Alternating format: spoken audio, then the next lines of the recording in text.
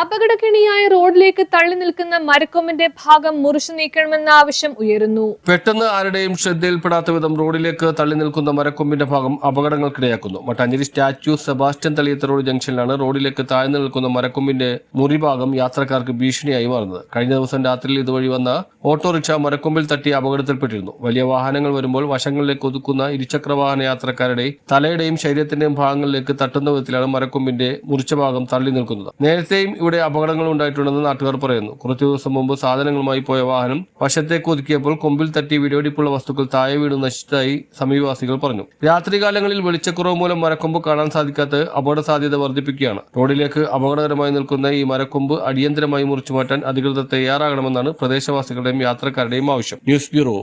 ആരോഗ്യത്തിനൊപ്പം സൗന്ദര്യവും. സമഗ്രമായ ആരോഗ്യത്തിന്റെയും സൗന്ദര്യത്തിന്റെയും പുതിയ തുടക്കത്തിനായി മട്ടാഞ്ചേരിയിൽ സ്ഥിതി ചെയ്യുന്ന ആയുർസ്പർശ് ആയുർവേദ ഹോസ്പിറ്റൽ നിങ്ങളേവരെയും സ്വാഗതം ചെയ്യുന്നു.